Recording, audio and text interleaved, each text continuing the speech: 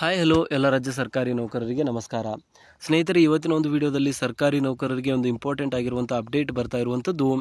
Specially ಯಾರೆಲ್ಲ 1/7/2022ರಿಂದ 31/7/2024 ಅಂದರೆ ಈ ಒಂದು ಟೈಮಲ್ಲಿ ಸುಮಾರು 18,000 ಸರ್ಕಾರಿ ನೌಕರರು ನಿವೃತ್ತಿಯನ್ನು ಹೊಂದಿದ್ದಾರೆ.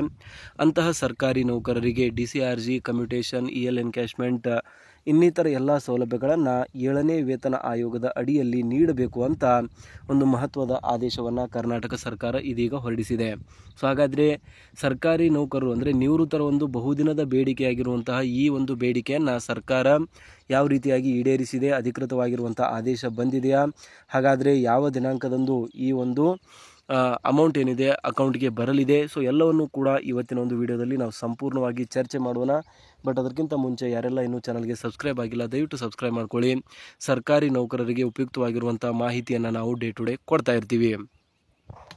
ಸೊ ಸ್ನೇಹಿತರೆ, ನಮಗೆಲ್ಲರೂ ಕೂಡ ಗೊತ್ತಿರೋ ಹಾಗೆ ಕೆಲವು ವರ್ಷಗಳ ಹಿಂದೆ ಬೇಸಿಕಲಿ 2 ವರ್ಷಗಳ ಅವಧಿಯಲ್ಲಿ ಏನೆಲ್ಲ ಸರ್ಕಾರಿ ನೌಕರರು ನಿವೃತ್ತರಾಗಿದ್ದಾರೆ ಅವರಿಗೆ 6ನೇ ವೇತನ ಆಯೋಗದ ಅಡಿಯಲ್ಲಿಯೇ DCRG, ಕಮ್ಯುಟೇಷನ್ ಮತ್ತು EL ಎನ್ಕ್ಯಾಶ್ಮೆಂಟ್ ಎಲ್ಲ ಸೌಲಭ್ಯಗಳನ್ನು ನೀಡ್ತಾ ಇರುವುದರಿಂದ ಸರ್ಕಾರಿ ನೌಕರರಿಗೆ ಭಾರಿ ಪ್ರಮಾಣದ ಒಂದು ನಷ್ಟ ಆಗ್ತಾ ಇತ್ತು. ಸೊ ಈ ಒಂದು ವಿಷಯಕ್ಕೆ ಸಂಬಂಧಿಸಿದಂತೆ ಕರ್ನಾಟಕ ರಾಜ್ಯ ಸರ್ಕಾರಿ ನೌಕರರ ಸಂಘ, ಕರ್ನಾಟಕ ರಾಜ್ಯ ನಿವೃತ್ತ ನೌಕರರ ಸಂಘ ಎಲ್ಲರೂ ಕೂಡ ಸರ್ಕಾರದ ಗಮನವನ್ನು ಸೆಳೀತಾರೆ. ಫ್ರೀಡಂ ಪಾರ್ಕ್ನಲ್ಲಿಯೂ ಕೂಡ ಒಂದು ಪ್ರತಿಭಟನೆಯನ್ನು ಮಾಡಲಾಗುತ್ತೆ.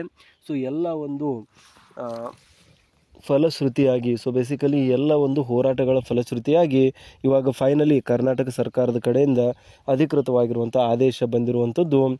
ಏನು ಆ ಒಂದು 18,000 ನೌಕರರು ಅಥವಾ ನಿವೃತ್ತರಿದ್ದಾರೆ ಅವರಿಗೂ ಕೂಡ 7ನೇ ವೇತನ ಆಯೋಗದ ಸೌಲಭ್ಯವನ್ನು ನೀಡಬೇಕು ಅಂತ ಆದೇಶವನ್ನು ಹೊರಡಿಸಲಾಗಿದೆ. ಸೊ ಇವಾಗ ನಾನು ಆದೇಶವನ್ನು ಕೂಡ ನಿಮ್ಮೊಂದಿಗೆ ಹಂಚಿಕೊಳ್ತೇನೆ. ಜಸ್ಟ್ ವಿಡಿಯೋನ ಕೊನೆವರೆಗೂ ನೋಡಿ. ಸೊ ಇಲ್ಲಿ ನೋಡ್ತಾ ಇರುವಂಥದ್ದು ಪಿಂಚಣಿದಾರರ ಗಮನಕ್ಕೆ ಬೇಸಿಕಲಿ ಸರ್ಕಾರದ ಕಡೆಯಿಂದ ಬಂದಿರುವಂಥ ಪತ್ರವನ್ನು ನಾವು ಸ್ಕ್ರೀನಲ್ಲಿ ಓಪನ್ ಮಾಡಿದ್ದೀವಿ.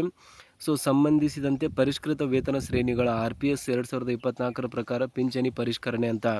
ಸೊ ಇಲ್ಲಿ ಬಂದ್ಬಿಟ್ಟು 1/7/2022ರಿಂದ 31/7/2024 ನಿವೃತ್ತಿ ಹೊಂದಿದ ಮತ್ತು ಮೃತ ಗ್ಯಾಜೆಟೆಡ್ ಅಧಿಕಾರಿಗಳಿಗೆ ಬೇಸಿಕಲಿ 7ನೇ ವೇತನ ಆಯೋಗದ ಅಡಿಯಲ್ಲಿ ಒಂದು DCR, ಕಮ್ಯುಟೇಷನ್ ಇನ್ನಿತರ ಎಲ್ಲ ಸೌಲಭ್ಯಗಳನ್ನು ನೀಡಬೇಕು ಅಂತ ಅಧಿಕೃತವಾಗಿರುವಂಥ ಆದೇಶ ಆಗಿರುವಂಥದ್ದು ನೋಡ್ತಾ ಇದ್ದೀರಾ.